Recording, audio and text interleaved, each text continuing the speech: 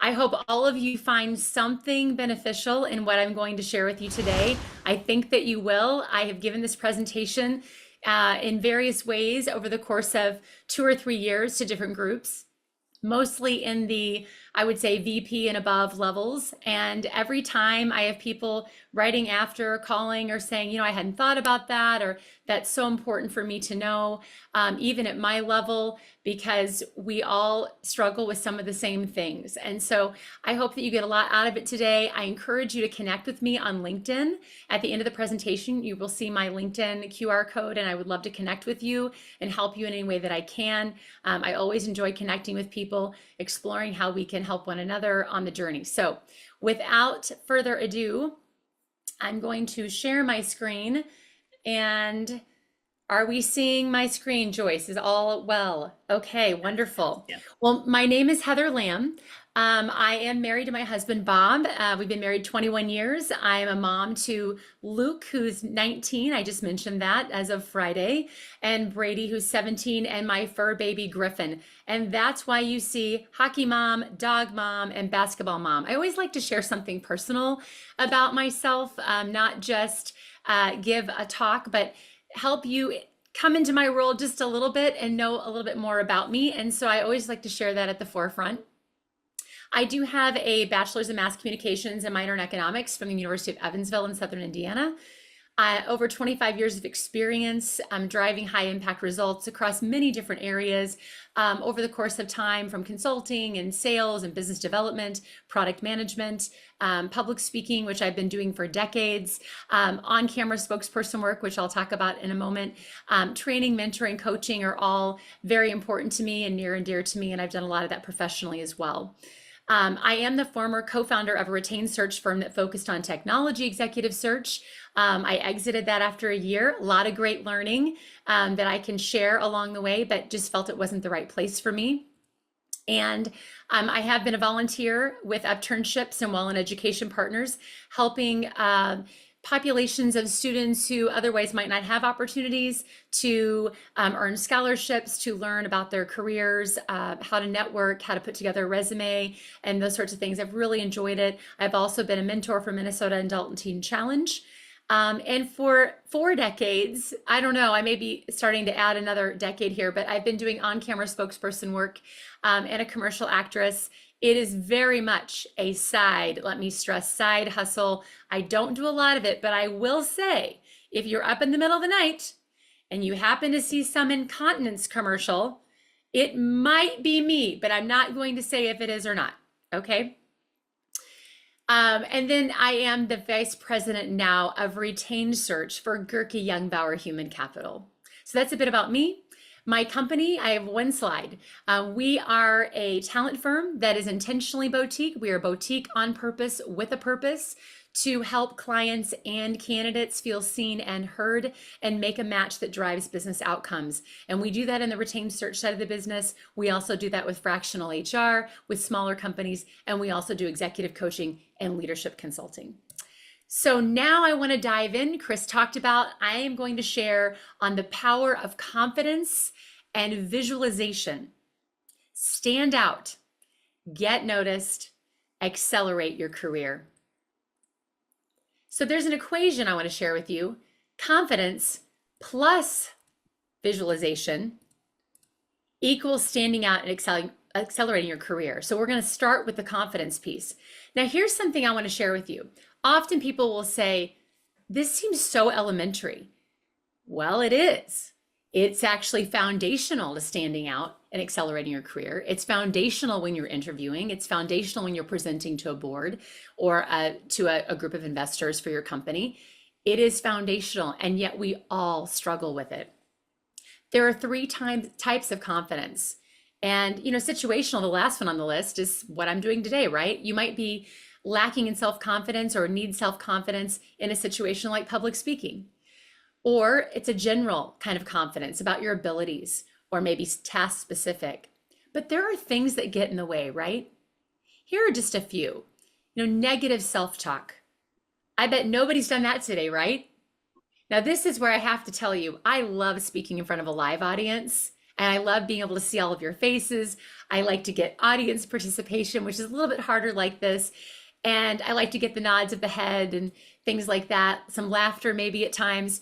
But I'm going to assume that you all just raised your hand and said, yep, I've already done some negative self-talk today. That can get in the way of our confidence. Fear of failure is another one. This is often the case when we, if you even jump down to number 7 about repeatedly coming in second or third, if you are someone out there today who's been in job transition for a while, or you've gotten the silver medal or the bronze medal a few times, that fear of failure, that fear of coming in second or third can really impact and be an obstacle with our confidence. And then comparing oneself to others. One of the things I like to share here, and I always say, is comparison is the thief of joy. Comparison is the thief of joy. And if I were in a room with you today, I would look at Shelly and I would say, Shelly, you have amazing things about you that you will bring to a company, to a role, to driving outcomes, to helping friends, to being a great peer in a network that maybe John next to you doesn't have. And when we start comparing ourselves to others, we actually we don't allow the world to see what we bring to the table. What is the value that we bring? Because we're comparing ourselves to others instead of focusing on those positives that we bring to the table. Past experiences of trauma, lack of self-care, right? Exercising, eating right, taking care of ourselves. If we don't do these things, it can impact confidence. And then I already talked about a couple of the others. Here's what E.E. Cummings said. Once we believe in ourselves, we can risk curiosity, asking questions, stepping out, wonder, spontaneous delight. Think about children. They just have spontaneous delight. They don't think about things like we do as adults. We overthink. We don't have that confidence. Or any experience that reveals the human spirit. Now, why is this important? Well, self-confidence, in order to remove the obstacles and build self-confidence and to stand out in our careers, to accelerate our careers, to get that next job that we want, we need some things to remove those obstacles, to build that mindset, have those practical skills. One is taking a personal inventory, or what are your strengths? Has anybody heard of Strengths Finders? Have you done your top 5? Do you know what those are? You can easily go and buy the Strengths Finders book. A code will be in that book. It's like $16. And you can receive an assessment that returns the top 5 strengths, or even I think there are 34 total. And it will tell you a lot about what your strengths are and how to leverage your strengths, what the shadows of those strengths are, or the overuse of a strength, and maybe even some themes among those strengths and how that will fit into a role that you're applying for or a promotion that you want to get. And then converse with friends and mentors who are going to remind you of your superpowers, right? Be authentic. You can never go wrong, ever being yourself. Dr. Brene Brown, who is a shame resilience speaker, author, researcher, said authenticity is a collection of choices that we have to make every day. It's about the choice to show up and be real. It's the choice to be honest, the choice to let our true selves be seen. So why is that important? Because of this principle of contrast in decision making. Did you know that people make decisions based on differences and not similarities?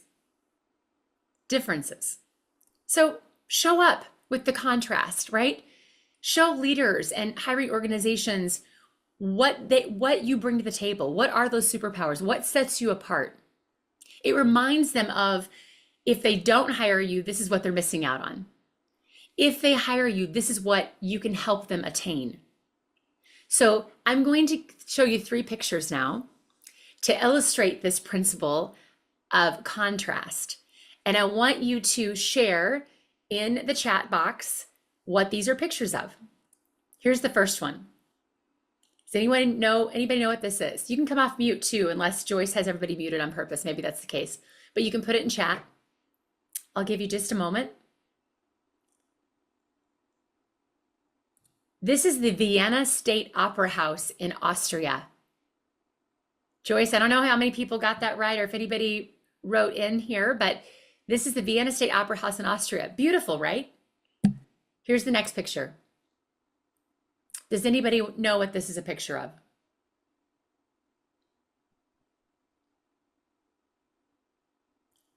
This is the Royal Opera House in London.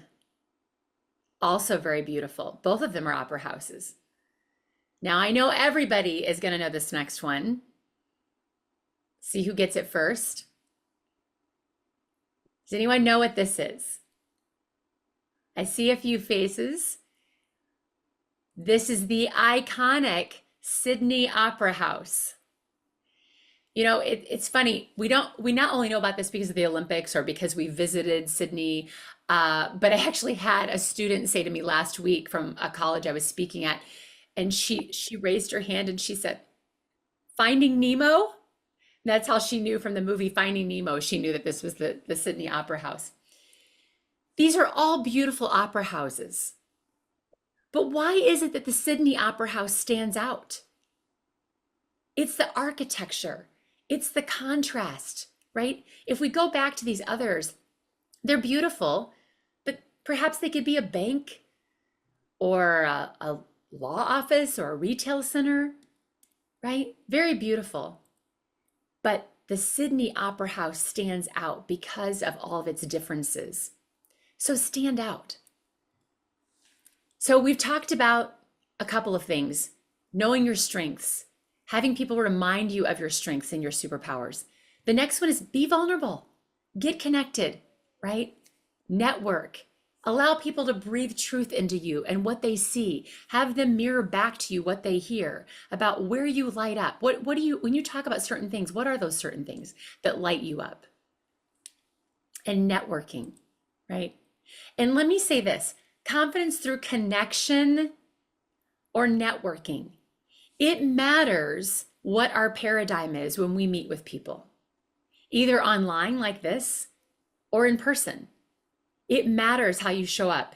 And if you put the lens, the glasses on, and you look through the lens of connection versus the lens of the word networking, you actually will show up different.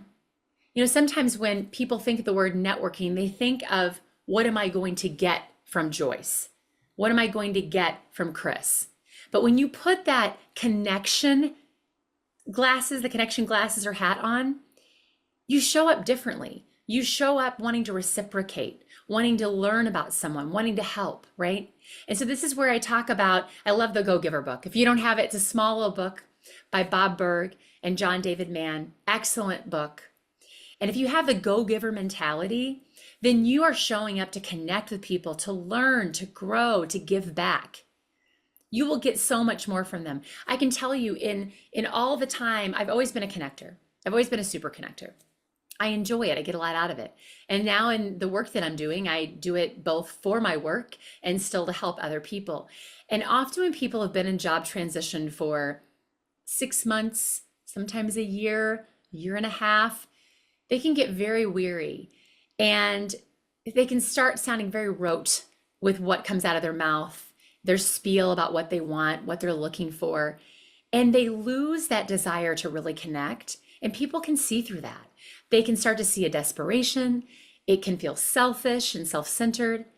But when you show up curious and wanting to connect and learn and give back, believe me, by the end of the conversation, people like to talk about themselves. So by the end of the conversation, they will say, "Sally, I am so sorry. I've been talking about myself this whole time. So tell me again. Tell me about yourself. Tell me what I need to know. How can I help you?"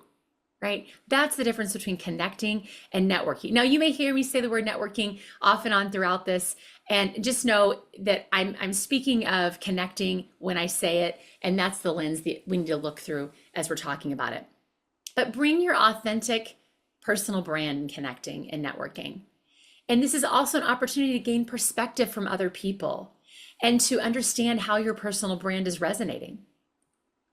So now we've talked about both of those. The next one is knowledge is power. You want to build confidence? When you get ready to go into a difficult conversation, a performance review, an interview for your next CFO opportunity, Knowledge is power. Know as much about that company and that opportunity as you can. Know things beneath the surface because you've made connections, you've done your homework. You will feel more confident, right? Be prepared.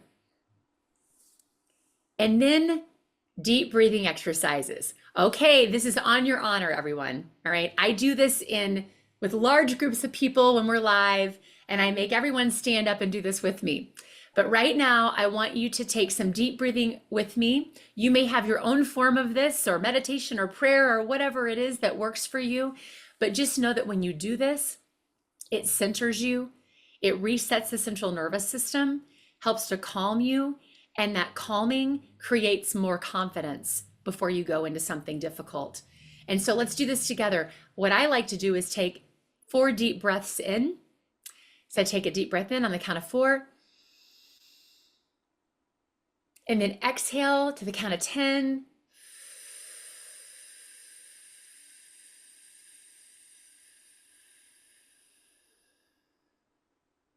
As if breathing through a straw. And if you do that a few times, you're really, with the exhale, you're resetting your central nervous system, and it does work, and it will center you, ground you, and help you to feel confident walking into that interview or that meeting or that presentation. And then apply Amy Cuddy's power pose. So Amy Cuddy is an American author. She's a speaker, a TED Talk speaker, and she wrote a book called Presence that I just love. I read it many years ago, but I've never forgotten what she talks about in her book about the power pose and what that does for you. Now, I understand it may look a little funny if you're in your car getting ready to walk into a full day of campus interviews and you start doing the power pose in your car, or if you're in front of a mirror in the bathroom. And she talks about this whole body mind thing and what happens when you are feeling that self-doubt and your body's not going to help you if you're not paying attention. So your body's going to go with the self-doubt and make you feel worse. So she says by making adjustments, pulling your shoulders back, standing up straight, walking in a more sort of expansive way, all sorts of little things will help pull you out of that self-doubt. Our nonverbals govern how people think and feel about us. And so she concludes this other quote that I pulled out of the book. Our bodies change our minds can change our behavior, and our behavior can change our outcomes. So with me, everybody, right now, Superman, Superwoman, Superhuman, power pose. Okay, because when you do this, and you put your shoulders back and you stand tall and you walk down the hall, maybe not like this, but with your shoulders pulled back, that expansive posture, it sends a message. Your body is sending a message to your mind, and then that changes your behavior, that changes the outcomes of what you're about to do. And lastly, bringing executive presence. So all these are ways to build self-confidence, and I want to dive in a little bit more on the executive presence piece. Now, this can carry a lot of baggage with these 2 words. It can mean different things. It can cause people to shudder a bit. People might say, Heather, are you really going to talk about executive presence? And are you saying I have to wear a tie and a suit? Or a female saying, do I have to wear a suit with, stockings and heels? No, I'm not necessarily saying that. So we're going to dive into what I'm talking about here. It's professionalism. What is it? It's this ability to inspire confidence, right? It's the ability to inspire confidence in those that report to you, among your peers that you can do the job, and among senior leaders. It might be the board of directors. It might be the CEO. It might be the C-suite if you're going for a VP position.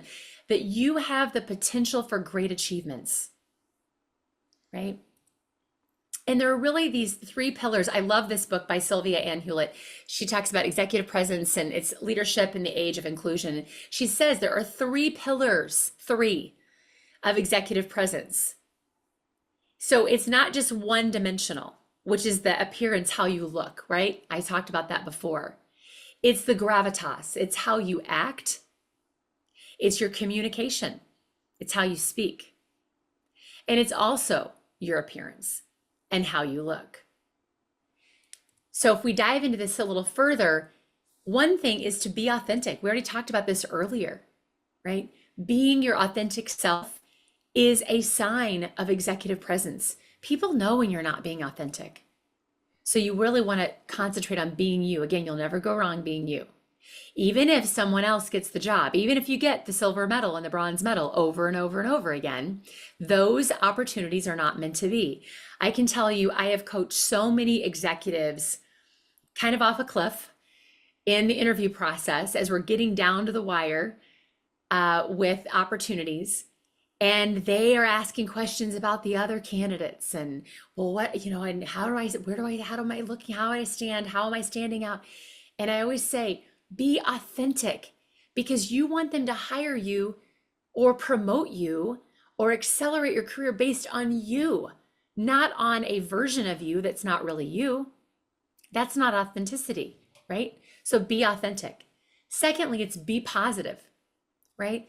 I have done so many interviews of candidates and screens of candidates that come in talking very negative. That is not executive presence. That is a turnoff to recruiters. That is a turnoff to people hiring you. When you come in talking poorly about the former company or the people that you worked with and how lazy they are, or that you were done wrong. I'm not saying, again, back to be authentic and be positive, because people are drawn to positivity. Dress the part. And I would say overdress rather than underdress. I've had so many interviews where CEO candidates come to an interview with a disheveled, unironed shirt, right? I'm not talking about a suit necessarily, although I don't think it Sorry. hurts. Oh, someone's off mute. But also, it's dressing the part. So, depending on what the company is, what they do, what vertical it is, find out ahead of time how people dress. But you always want to be dressed up one level, probably more than the person interviewing you. So, always err on that side of things. Remove distractions. So, whether this is an online interview, which you will do a lot of those before you probably get to an in-person interview, or again, it might be a performance review or something like that. Remove distractions. You don't want things that are going to cause you to not be fully present with the person that you're speaking with. And then project your voice. So right now, what if I were to say this and I were to say, remove distractions and project your voice? That's not a sign of confidence. And it's definitely not a sign of professionalism and executive presence. Project your voice. Have a confident posture. Here's another thing, okay? I have had so many people on calls, they're sitting back in their chair like this. It's like we're just good friends and we're just having a lemonade on a sunny day. And I wouldn't recommend that. Again, you want to be yourself, but you want to bring professionalism. And so, confident posture. The other thing I'll say, and I'll mention this a little bit more when I talk about executive presence or excellence in online meetings, you don't want to be hunched over like this, or, right now I'm not looking at the screen, I'm not looking at the camera, I'm just looking over here, or you're way up here, right? You want to be centered and looking into the camera for the most part. Of course, occasionally you'll need to look down. I might look at a note, I might look at something, but you want to be looking in the camera. And so, confident posture online, that's what I'm speaking of. When you're in the office, when you're on site, on campus for a big meeting, whether you are pitching something, selling something, sharing ideas, giving a report, interviewing for a job, you want to have confident posture in your chair. And what that means is you're sitting in the center of your chair.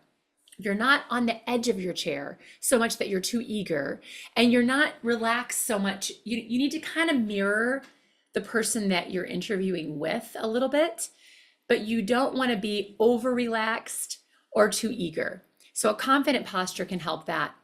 And then making eye contact and smiling. I've had so many people that just can't give eye contact in an interview. And when you have a number of you, let's say all of you out there right now, I know you're all smart and accomplished. I'm sure you are. I don't know each one of you yet. And when you put all of your resumes next to one another, that's a lot of competition. How are you going to stand apart and accelerate your career? How are you going to stand apart among all that competition? It's an employer's market right now. There's a lot of talent out there. Some of these things I'm sharing are so elementary and so foundational and essential to standing out and making eye contact with people. It helps them feel seen and heard. It helps them to feel that you are engaged, that you are interested in this opportunity, you are interested in what they have to say, and that you have confidence. And smiling is always a good thing. Be aware of your body language. I had a person who, high level interview, high level C-level person that was literally all over the place, fidgeting. I mean, just like this, the whole interview. And so be aware of your body language, because that's another way of exhibiting or not exhibiting executive presence. Oops, I went too fast there. Actively listening. That means that you are repeating back, echoing back something that you heard. Often people will ask you a two-part or three-part question, and sometimes it's intentional because they want to know how well you can actively listen and remember all the pieces of the question, the parts of the question. So I always say to candidates and people that I'm coaching, make a little note. That's okay. Make a note. Have a notebook with you. Make a note. Have a note card in front of you on your desk if you're interviewing from home. But actively listen, make sure that you come back to all parts of their question and that you are tracking with them. And then bring passion. You know, what if I were to come to this today, and maybe for some of you, I have too much passion, I don't know. But let's say I were to come to this today and I were just to talk with you like this, and everything I said was like this. Now, again, I'm not saying be someone you're not. If some of you have done the DISC profile assessment or insights or any of those, and you think about quadrants and what quadrant where you reside, you might be more of an analytical person. You might be a person that shows less emotion. But what I want to ask you to do and encourage you to do is to move in that quadrant as far as you can towards a more expressive person or influencer, when you are talking about something that you enjoy, something that you're good at, an experience that you had in your education or in a former job. When you are excited about something, it exudes confidence and executive presence, and it also helps people to know that you are great at that thing that you're talking about because you're showing passion for it. And then be prepared. I talked before about knowledge is power. Be prepared, do your homework, and ask good questions. Curiosity is so important, right? Asking good questions, having questions prepared, and also being able to ebb and flow with the conversation. That's also a sign of executive presence, that someone says something and it sparks a thought, it sparks a question that you turn around and ask them. Again, people like to talk about their companies. They like to talk about their role. They like to talk about themselves. So be curious. These are all signs of executive presence. And then I have to touch on this piece, the virtual executive presence. Okay, I already talked about it a little bit. Engagement is what we've been talking a lot about already. I won't stay there for long at all, other than engage, again, smile, eye contact, all of those things. Environment. If you don't have a great environment, blur your background, use a virtual background, but I could tell you horror stories of the things that I have seen in the background, okay, on the wall. Sometimes they are signs, sometimes they are things that are hanging, sometimes it's an unmade bed. You wouldn't believe the things that I've seen. And so there's no reason not to have a virtual background or something that's more aesthetically pleasing. So just be aware of that. And equipment's important too. Test your equipment ahead of time. Have a ring light. Right? I'll show you really quickly. This is without a ring light.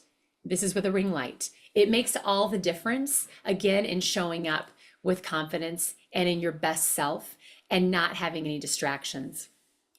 So we've talked about confidence and how confidence, the things that get in the way of confidence. We've talked about the importance of it being fundamental to accelerating your career and how to build self-confidence, right? Knowing your strengths, talking with people who can breathe truth into your life, right? Breathing exercises, having knowledge and being prepared. There's so many things that we went over. The body mind connection and the power posing, right? And executive presence online and in person.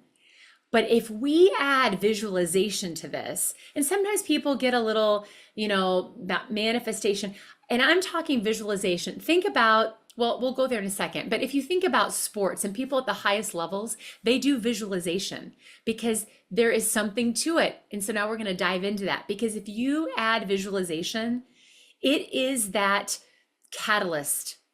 It is helping you stand out and accelerate your career even more. So what is it? What is visualization?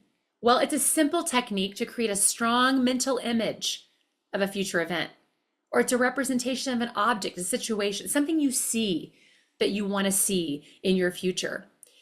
It's a motivator, right? It's a motivator and a map to the brain. I'm looking at mine right now. If I look over to the side, my vision board is right here in front of me. And so there's a map to the brain that helps you to find your way in reaching or exceeding your goals. So I want to do an exercise with you. I talked about my vision board. Do you have a vision board? If you don't, I strongly encourage it. Here's why. Earl Nightingale and many others have talked about this, that thoughts become things, that we are what we think about. He had like a 1950s address, and there are things in there that you may disagree with or that may sound antiquated, and that's fine, but there's gold in it. So if you go look up the Thoughts Become Things, Earl Nightingale 1950s radio address, it still has a lot of relevance today. And it's something that if you listen to it every day for 30 days, it makes a big difference in becoming aware of your thoughts and how they do become things. So I want to take that a step further with visualizing and thinking on things. So let's create a vision board. Here's how you do it. You might actually cut out pictures. You might find pictures and create a poster board, right? I did one back in 2015. I looked at it for a year, forgot about it, put it away, and found it recently. And it was amazing all the things I had achieved that I had put on that board in 2015, 10 years ago. Or you can go find some images online and just create a PowerPoint slide, right? Or something like that. But this is, you might say, core values are important to me. What are my core values? You might put those on there. You might say, I want to coach and mentor people. My next role, whatever I do, I want that to be a part of it. Or I want to be coached and mentored. You might put a leadership phrase or a quote, like a rising tide lifts all boats. You might want to travel for your job. You might want to travel globally, or you might want to be in a role that allows you to travel for personal reasons. You might even put places you want to travel to. You might put the logos of companies that you want to be your clients for this company, or logos of companies you would like to work with or for at some point in the future. Another leadership quote, right? Leadership is about making others better as a result of your presence and making sure that impact lasts in your absence. What kind of leader do you want to be? Do you want to be a leader of people? Do you want to be a leader of an organization? Find quotes that matter to you. Put those on your board, because you want to become the leader that how you're thinking on that all the time is what you'll become. Maybe you want work-life balance, or I say work-life blend. I don't even know if work-life balance actually exists. Maybe it's a promotion. Maybe you want to have advancement in your career. What's the trajectory if I take this job? What is the job that you want to have? What is it going to allow you to do next in your personal life or in your professional life? Maybe it's money. Maybe it's a number. You want to earn this amount of money, right? Maybe it's about what money allows you to do, to be more generous, to give more to other people, to save for your family. I don't know, but you might want to put that amount on there. And then maybe it's the title that you're going after. This is just an example of how quickly you can create a vision board. If you haven't, I encourage you to. If I haven't said enough already that leads you to believe and to know that this is powerful, then I want to skip one slide and go here. Does anyone know who these people are? I hope you do. So Michael Jordan, Simone Biles, Michael Phelps, they are all at the top or were in their sport. And they all have sports psychologists. They all used visualization. And they're the best at what they do. I actually heard a Michael Phelps quote and story, and he was talking about how he would visualize down to the time, the second that he wanted to achieve in his race, and he would achieve it, right? Basketball players will visualize making free throws, and by visualizing that, they can go from a 30% free throw shooter to a 60% or an 80% free throw shooter because they visualize doing it, right? So why wouldn't we do that in business? Why wouldn't we do that in life?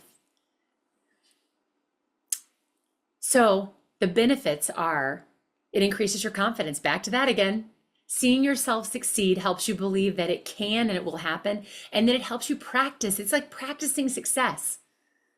I talk with my sons about this all the time. In fact, my older one is a freshman at the University of Kansas, and he's in a public speaking class right now. And he's called me a few times to work with him on public speaking and presenting. And I've talked with him about visualizing what he wants people to be doing when he's speaking. Are they smiling at him, right? How is he standing and feeling when he's speaking? It's practicing the success of what you want to happen, practicing that outcome. So visualization prior to an interview, or it might be an important meeting. Again, not all of you are in job transition. I get that. But if you want to accelerate your career and stand out, whether it's in job transition to get the next thing, or whether it's to advance or be the best version of you, to go from ordinary to extraordinary as a leader at the C level, at the VP level, you want to picture what it is that you want to happen so you can see what you want to happen at every step of the interview or the meeting. I've coached people and candidates to say, when you pull in the parking lot, picture what you're going to feel like when you step out of the car. And as you're walking into the building and you're getting on the elevator, how are you feeling? Are you calm? What is it that you want people to feel about you? Picture every step of the process. My younger one is a high jumper. We've talked about picturing every step, running up to the bar, the vertical jump to the bar, tucking his hips, flipping his feet. Every element of it. Same thing in an interview. You want to be thinking about and visualizing what it is that you want to happen. How will you feel? What's your body language? Are you standing with that expansive, the shoulders open, right? Are you doing that? What is your body language saying about you? What will it look like to bring your best authentic self? How is each person responding to you? This is a big one. As I was interviewing C-level candidates and actually coaching them for their interview on campus, one of the things that I coach them on is you're going to be meeting with the team that's going to be reporting to you. What do you want them to feel about you when they're in your presence? How do you want them to respond to you when you're talking with them? What kind of feeling do you want them to get about the kind of leader that you are and the leader you want to be for them and with them? Are they smiling at you? Are they nodding? Are they laughing? Are you bringing levity to the situation in an authentic and appropriate manner? What's happening in that room? How will you sit in your chair? We already talked about that. How will you walk down the hall? What outcome do you desire? Now, this doesn't mean you picture the outcome is them saying, you've got the job. That's fine. You can do that. That's fine. Doesn't mean it's necessarily going to happen. And it means all of these things will help you show up as the best version of you, right? You want to bring authentically you and the best version of you. And the way that you do that is to build self-confidence and prepare yourself in such a way that you show up as the best version of yourself. And then visualize what you want to happen. Have it on your vision board. Be prepared. Visualize the outcome that you want. And then if you don't get the job, or you don't get the promotion, or you don't get the investor, it's not meant to be. Period. It's just not meant to be. And the right thing will come along. And it's easy for me to say that, but I sit across from people in person every week, many times a week, some who are very weary, some who end up crying, some who are shells of themselves at the C level because they're not landing that next job. And so I am not sharing this with you lightly at all. It is hard. And it's the Wild West out there a little bit right now. It's hard. I know that. So figure out ways to re-energize and refresh and to bring your best self. And that does take a cadence of rest. You have to infuse rest, because if you are going at this and it's been 3 months, 6 months, a year, and you're doing, I don't know, however many networking meetings a week that people have told you you should have, if you don't have that cadence of rest in there, you won't show up as your best self. It gets really hard. And you won't then get the job you want because you're not bringing the best version of you. So I leave you with this. It's a quote from Oprah Winfrey. Create the highest, grandest vision possible for your life, because you become what you believe. Create the highest, grandest vision possible for your life, because you become what you believe. And I know I haven't gotten a chance to meet all of you, and I don't know all of your situations, but if you're here today, then you're a learner. If you're here today, then you want to improve on where you are. If you're here today, then you are looking to glean something that makes you better leaving this conversation today, this presentation, than the way that you came into it. And I look forward to connecting with you, and thank you.